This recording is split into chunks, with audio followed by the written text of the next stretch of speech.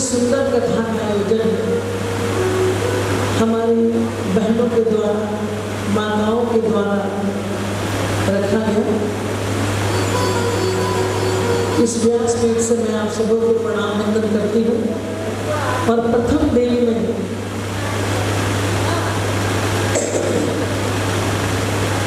सर्वप्रथम प्रथम दिन में हम ये श्रवण करते हैं कथा की महात्म्य क्या है, कथा का फल क्या है, कथा कैसे करनी चाहिए, कथा को सर्वप्रथम किसने किसको कहा, ये कथा सर्वप्रथम कौन सुना और किसने सुनाया, ये सारी बातों का सारा जो संक्षिप्त में करेंगे। समय की थोड़ी दिक्कत हो गई, ये तो विस्तार से होगी। प्रातः काल से ही तैयारियों की वजह से समय अधिक लग गया है, तो सीधे मैं कथा में प्रवेश कर रही हूँ। सबसे पहले तो ये पुरुषोत्तम मास क्या है। आज ही सुबह जब मैं यहाँ के लिए निकल रही थी तो किसी का फोन आया कि दीदी कोई कह रहा है कि पूजा नहीं करनी चाहिए क्योंकि मलमास लगा है। क्या लगा है? मलमास लगा है। मेरे भाई बहन, ज्ञान की कमी और हम ग्रंथों को पढ़ते नहीं हैं तो हमें ज्ञान नहीं होता कि मलेमास क्या है। ये पुरुषोत्तम मास है। पुरुषोत्तम मास क्यों पड़ा इसका नाम, यही से इस कथा को हम प्रारंभ करेंगे। मैंने कहा कि इस पुरुषोत्तम मास में आप जितना भी पूजा पाठ कर सकते हो, दान कर सकते हो, भक्ति कर सकते हो, वो अनंत गुना फलदायी होता है। तो सर्वप्रथम कथा के बारे में अगर आप सोच रहे हैं कि कथा करानी है तो ये कोई साधारण बात नहीं है। ये कोई साधारण बात नहीं है। भगवान निमित्त खोजते हैं कि किसको क्या करना है। इस कलयुग में भगवान तो आएंगे नहीं तो किसी न किसी को एक निमित्त बनाते हैं हमारा काम करने के लिए। और ध्यान से सुनना थोड़ी, ये कथा अमृताम, ये कथा अमृत से बढ़ के है। इसीलिए जो इसको खो दिया उसके बारे में क्या कहना है, लेकिन जो समय मिला है इसको ध्यान से सुनिए। 19 वर्षों के बाद सावन के समय ये अधिक मास लगा है। 19 वर्षों के बाद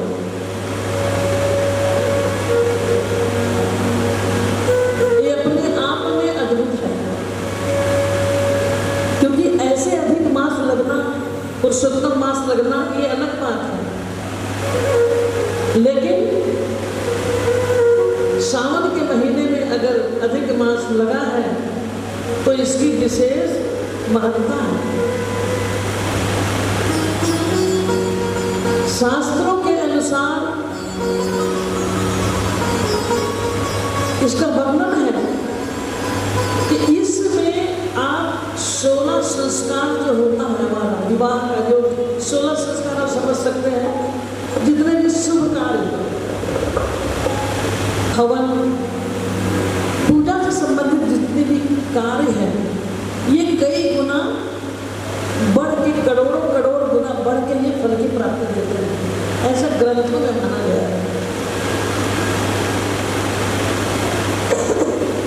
ये वही पुरुषोत्तम मास है। आपको ज्ञात होगा कि हिरण्यकशिपु का पुत्र कौन था? प्रहलाद। प्रहलाद बहुत भक्त था, पिता ही उसके दुश्मन थे। उसने वर मांगा था कि न दिन हो न रात हो, न घर न बाहर, न अस्त्र शस्त्र, न कोई राक्षस हो, न कोई दैत्य हो,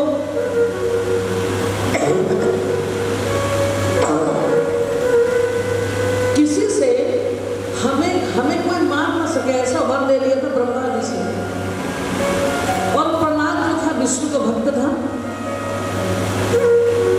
भगवान अपने भक्त को बचाने के लिए खंबे से प्रकट हुए, नरसिंह अवतार हुआ। ये नरसिंह अवतार इस वक्त हुआ जब पुरुषोत्तम मास था, क्योंकि 12 महीने जो है, 12 महीने में मेरी मृत्यु ना हो, ऐसा वर मांगा था। तो भगवान ने भक्तों के लिए 1 महीना बढ़ाया। क्या बोलना पड़ेगा? राधे राधे बोलना पड़ेगा। तो भगवान भक्त के अधीन है। किसके अधीन है? भक्तों के अधीन है। जैसे एक पतिव्रता नारी अपने पति को बस में कर लेती है, अपने पवित्रता से अपने पति को बस में कर लेती है, ठीक उसी प्रकार एक पवित्र आत्मा, एक भक्तमती भगवान को बस में कर लेती है। कहते हैं ना, भगत के बस में है भगवान, भगत के बस में है भगवान, भगत के बस में है भगवान। भगवान कहते हैं कि मैं तो भक्तों का अधीन हूँ। तो ये पावर हम सब में है, लेकिन उसे जगाने की आवश्यकता है। तो ये पुरुषोत्तम मास में हिरण्यकशिपु का वध करने के लिए नरसिंह भगवान आए। ये पुरुषोत्तम मास है। दूसरी बात कि हर साल में कुछ कुछ दिन बढ़ जाते हैं, और इस प्रकार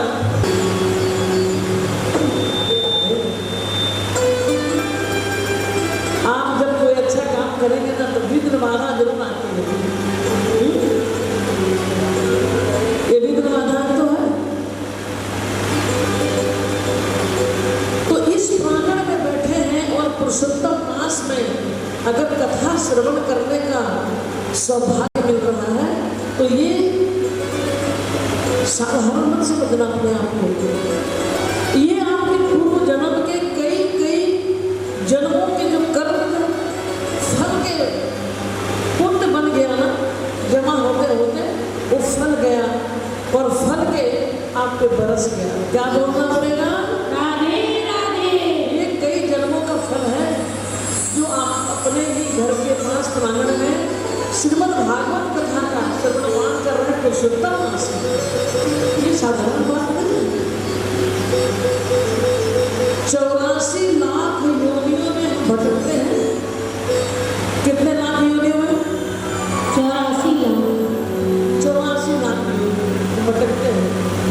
भटकते भटकते कभी घोड़ा बने, गधा बने, कुत्ता बने, बिल्ली बने, जाने क्या क्या बने, और बनने के बाद बार बार आके प्रभु के पास, प्रभु अब बख्श कर दो, अब मानव कर दे दो। भगवान कहते हैं जन्म व्यवहार करो कष्ट। तो 84 लाख योनि में भटकने के बाद ये मानव तन मिला। ये मामूली बात नहीं है। तो इस तन का क्या करना है? अच्छा, मर जाएंगे तो इसको क्या करते हैं? कोई गाड़ देते हैं, कोई जला देते हैं, कोई ताबूत में रख के बंद कर देते हैं। ये शरीर नश्वर है, 5 तत्व से मिला ये शरीर है। मिट्टी का है, मिट्टी में मिल जाता है। लेकिन अगर मानव तन मिला है, क्या बोलना पड़ेगा? राधे राधे। अच्छा देखो, जानवर भी भोजन करते हैं, बच्चे पैदा करते हैं,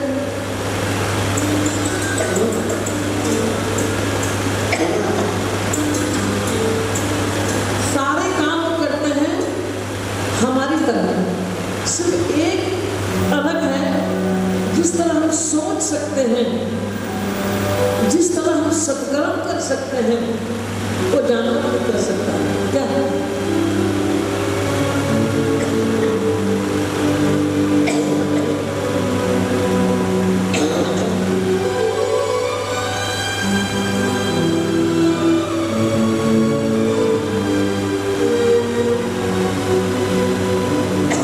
तो सर्वप्रथम इस कथा को सुनने के लिए कौन सा काम करना चाहिए?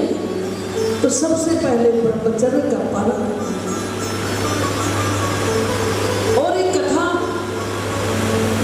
सबको मिलकर करना चाहिए, सामूहिक होनी चाहिए। पूर्ण रूप से अपने शरीर को पवित्र रखना, शुद्ध भोजन, शुद्ध विचार, और सबसे बड़ी बात कि हम महिलाएं जो है ना बातें बहुत करते हैं दूसरे की, है ना?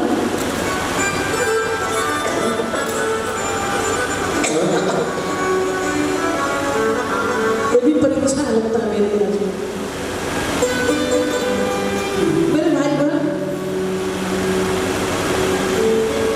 हम अगर कथा श्रवण कर रहे हैं, हम अगर यजमान हैं या नहीं भी, तो एक काम जरूर करना चाहिए कि 7 दिन जिस तरह ब्रह्मचर्य का पालन कर रहे हैं, उसी प्रकार गलत वाणी से भी दूरी बनानी।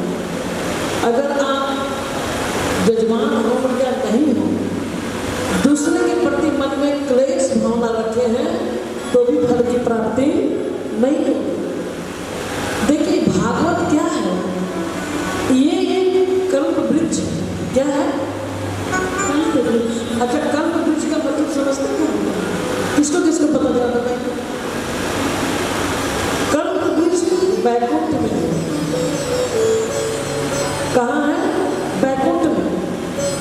कल्प वृक्ष में देवता लोग बोलते हैं ये चाहिए, तुरंत आ जाता है। भोजन चाहिए, वस्त्र चाहिए। तो ये कल्प वृक्ष है श्रीमद् भागवत कथा में। ये साक्षात कृष्ण नहीं है। जैसे जैसे कथा आगे बढ़ेगी तब पता चलेगा आपको कि ये भागवत एक ग्रंथ नहीं, ये साक्षात कृष्ण और राधा है।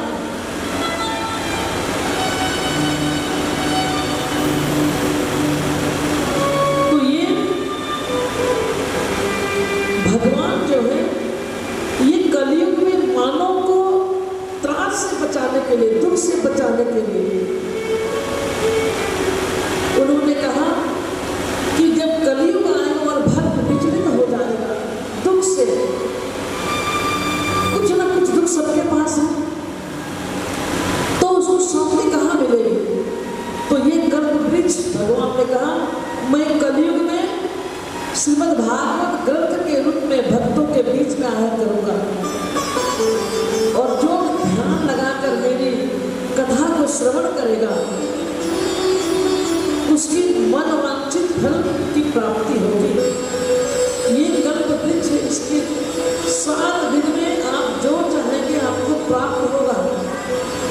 ये नहीं कि 8वां दिन आपको मिल गया हाथ में।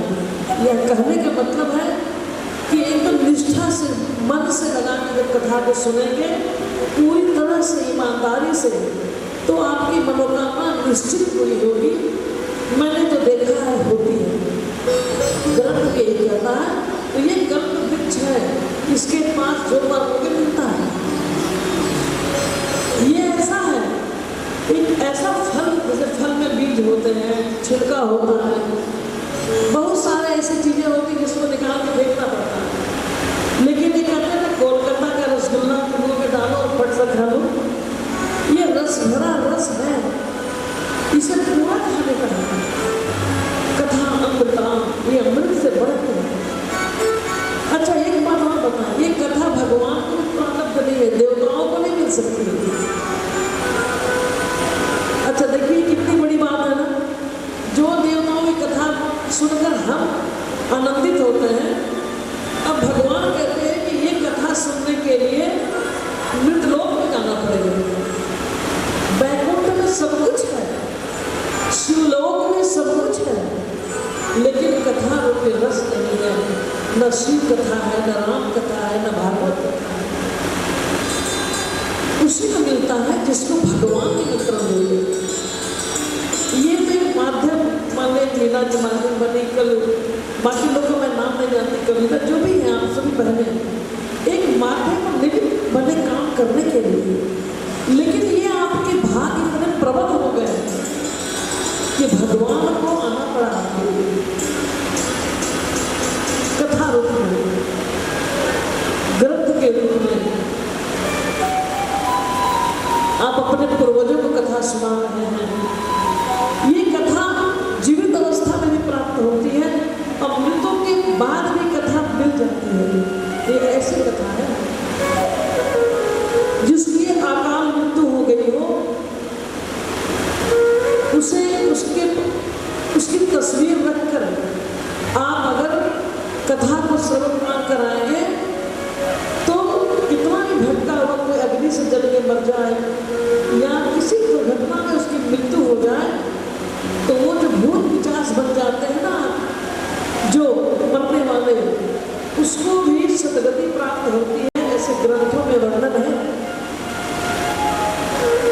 और उसके लिए तो बहुत जरूरी है। कल से कथा को सुनेंगे, दिन प्रतिदिन कथा में आपकी जिंदगी के सारे प्रश्न का उत्तर इस 7 दिन में ही मिलेंगे। तो जीवन के 7 दिन हैं, इसी 7 दिन में हमारा जन्म होता है और इसी 7 दिन में हम मर जाते हैं, है ना? मरते हैं कि नहीं? रविवार, सोमवार, मंगल, बुध, बृहस्पति, शुक्र, शनि, इतवार, रवि, सोमवार, ये 7 दिन है जीवन के जिसमें हमारा जन्म होता है और इसी 7 दिन में हम किसी भी मृत्यु को प्राप्त हो जाते हैं।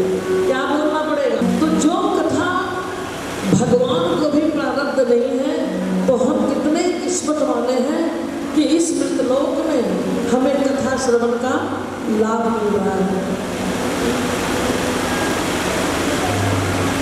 भाग्यशाली है। और देखना, मैंने तो इतना देखा है कहीं की कथा होती है तो बगल पड़ोसी में कितने लोग घर के अंदर चाय कॉफी पीते हैं लेकिन पंडाल में नहीं आते क्योंकि उसके भाग्य प्रबल नहीं हुए हैं। उनके कान सांप के बिल के समान हो गया है, बहरे हो गए हैं, अमृत को सुनना नहीं चाहते, सत्य को देखना नहीं चाहते।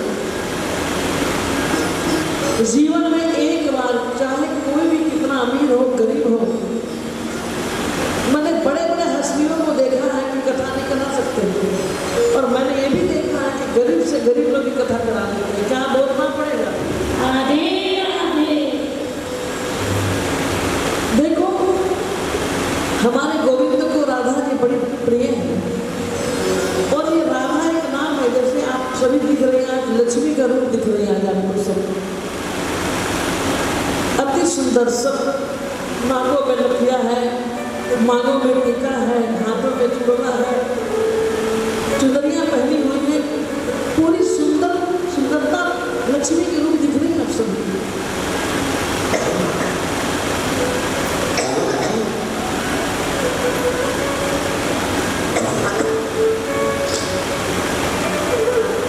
और सबसे बड़ी बात, सावन का महीना इतना पावन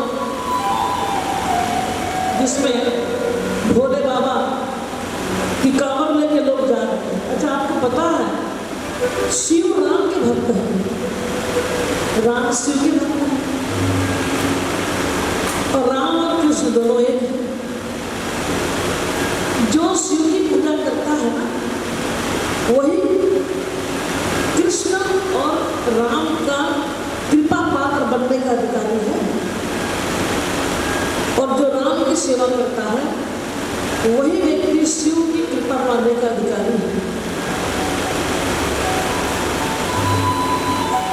चारों तरफ हरियाली, सारे लोग बोल बम का नारा है, बाबा एक सहारा है, बोलते हुए जा रहे हैं। तो चलिए बाबा को हम लोग भी थोड़ा मना लें, क्योंकि कहते हैं अगर शिव जड़ है तो तना राम है और अगर तना राम है तो फूल शिव है। और सावन का सुंदर महीना तो बाबा को तो मनाना ही पड़ेगा। मीठी मीठी ताली बजाकर बाबा को मनाते हैं।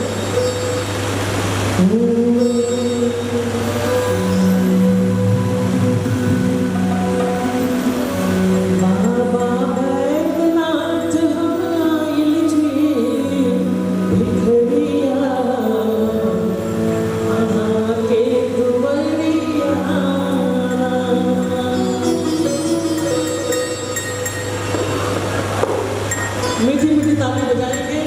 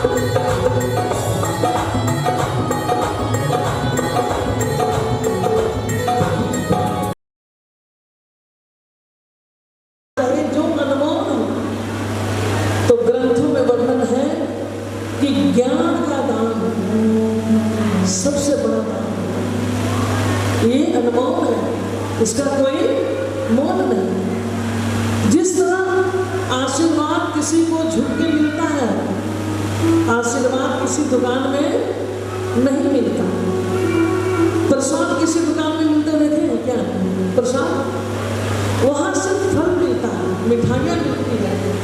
जब वो फल मिठाई हमारे गोविंद के चरणों में आ जाता है तो प्रसाद हो जाता है। और प्रसाद हम इतना लेकर जाते हैं और थोड़ा सा कहते हैं कि दीदी थोड़ा प्रसाद तो दे दीजिए। और प्रसाद जो है आत्मा को पवित्र करती है, संतुष्ट करती है। फल कितना भी खाना लगेगा और खाएंगे, लेकिन एक थोड़ा सा प्रसाद अपने परिवार को बांट देंगे। अच्छा एक ही बता दें, प्रसाद बांटने वाला नरक का भोगी होता है। अभी मथुरा में कथा हो रही थी तो एक दिन बोले कि हमारे तरफ से कल ड्राई फ्रूट्स बटेगा, मैंने काजू मेवा करके पैकेट बना देंगे वही बटेगा। लेकिन दीदी माँ आप कह रही प्रसाद बांटने वाला नरक का भोगी होता है। मैंने कहा पूरी बात तो सुनो, प्रसाद बांटने वाला नरक का भोगी इसलिए होता है कि जब आप अनजान गए तो एक लड्डू और उनका अगर कोई परिवार आ गया 2 लड्डू। अच्छा हमारी माँ आई है, उनका कंधे दुर्गाओ प्रसाद इधर से मिलिए, फिर इसको रख लिए प्रसाद इधर से मिलेंगे। वो व्यक्ति नरक का भोगी होता है। मैंने क्या महाराज जी आप बंटवाओ, ड्राई फ्रूट्स बंटवाओ, लड्डू बंटवाओ, ये तो ठाकुर जी का पूजा है, इसमें जो देता है वो अपने से नहीं देता, वो ले लेते हैं। अच्छा अपने परिवार में जो शादियाँ होती हैं, मैरिज डे मनाते हैं, बर्थडे मनाते हैं, तो हम कितना खर्च करते हैं? क्या हम खर्च को गिनती करते हैं, काउंटिंग करते हैं क्या? ये भी लाओ, वो भी लाओ, वो भी लाओ। लेकिन जब दान की बारी आती है तो हम सोचते हैं कितना कम दे दिया जाए। ये है पाप का भाग। अच्छा लोग समझते हैं संत महात्मा ना बोलते हैं दान दो दान दो। अरे ये तो संत महात्मा ही तो है जो आपके पैसे को पवित्र करने का ठेका ले रखा है, वरना हम निकालते कहाँ हैं पैसे? क्या बोलना पड़ेगा? धीरे से बोलना, कोई सुने नहीं, धीरे से बोलो। ये बात हुई। तो पूर्ण ब्रह्मचर्य का पालन करना है, तन मन धन से भागवत जी की सेवा करना है। अच्छा हम बार बार जन्म लेते हैं और मृत्यु होगी, तो ये जो बार बार हमें मरना पड़ता है और बार बार जन्म लेना पड़ता है, ये आवागमन को दोनों का मरना और फिर आना, चाहे 84 लाख योनि में हम जानवरों के बीच भटकते रहे, लेकिन गर्भ में तकलीफ होता है।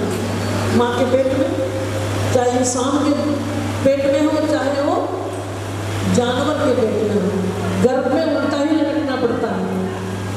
अब देखिए ये भागवत कहती है जो मेरी कथा को निष्ठा से सुन लेता है उसकी मुक्ति हो जाती है। ये आना और जाना का कर्म बंद हो जाता है। आने जाने कर्म से मुक्ति दिलाती है भागवत। और दूसरी बात कि भागवत वही सुन सकता है, भागवत वही करा सकता है, भागवत में वही झूम सकता है, भागवत में ताली वही बजा सकता है, नृत्य वही कर सकता है। ये संतों की वाणी है। जो सतयुग में, त्रेता युग में अगर नहीं जन्मा और द्वापर में उसका जन्म हो गया और फिर उसकी जब मृत्यु हो गई और फिर मानव तन मिला, वही व्यक्ति ये 3-4 काम करता है। क्या बोलना पड़ेगा? राधे राधे। अगर कथा श्रवण करते समय आपकी खुशी से आंखों से अश्रु न बहे। देखिए आंसू दो प्रकार के होते हैं, एक दुख के एक सुख के। इतनी खुशी हो कि अश्रु न बहे कथा श्रवण करके, या इतना कोई ऐसी कथा चल रही जहाँ दुख हो और आपके आंखों से अश्रु न बहे, आपके रोए न खड़े हो, आपके पैर थिरकना बंद कर दे।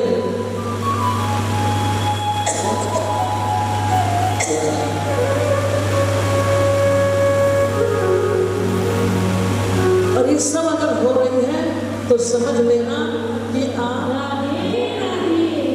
कहते हैं ना हमारे वृंदावन में कि प्रभु अगर वृंदावन में संत को छोड़ो, मानव तन भी मिल जाएगा, वृंदावन में रहने का बसिंदा बन जाए हम, चाहे वहाँ का रथ बन जाए, मिट्टी बन जाए, पेड़ बन जाए, पौधा बन जाए, बंदर बन जाए,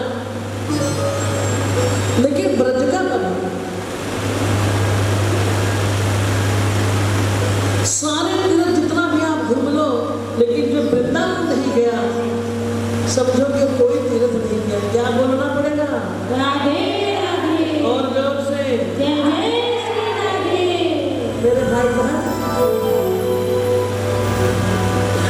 18 पुराणों का सार है श्रीमद् भागवत महापुराण। कितना है? 18 पुराण। देखिए श्रीमद् भागवत में एक ही बेनिफिट और एक ही सुविधा है, फायदा है। अगर राम कथा हम सुनते हैं तो सिर्फ राम जी की कथा को हम सुनते हैं। अगर हम शिव कथा सुनते हैं तो हम शिव कथा ही सुनते हैं। लेकिन श्रीमद् भागवत कथा ऐसी है जिसमें 18 पुराणों का समावेश है, सार है। राम कथा है, महाभारत है, नारद पुराण है, अग्नि पुराण है, जितने 18 पुराण है सबका सार है श्रीमद् भागवत में। भगवान कहते हैं जो भी हमारे इस कलयुग में मुझे प्राप्त कर लिया उस भक्तों की कथा पहले करो, फिर मेरी कथा करना।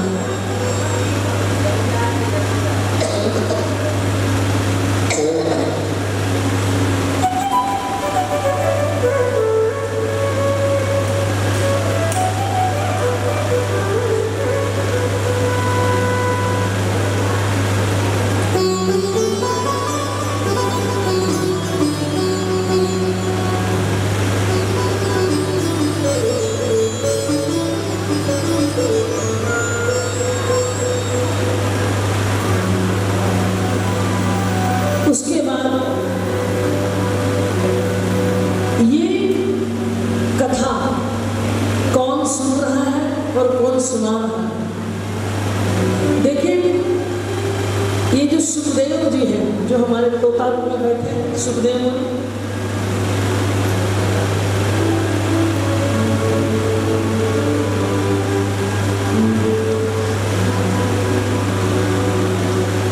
सर्वप्रथम इस कथा को श्रवण किसने किया?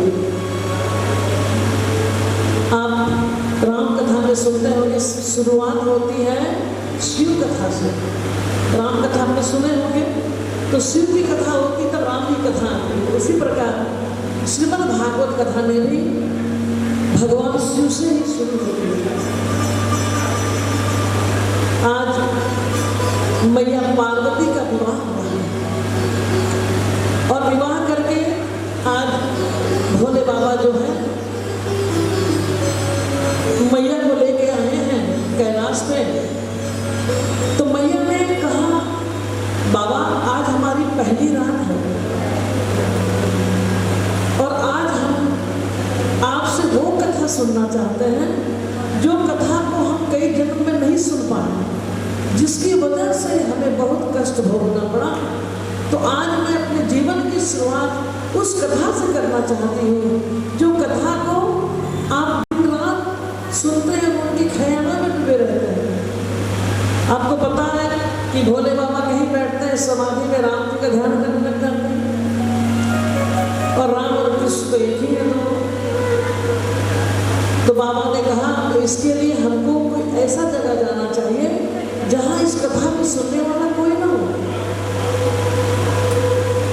और इधर राधा रानी जी बैकुंठ में हैं और कहती हैं, उनका एक तोता है, उनके गोद में खेलता है।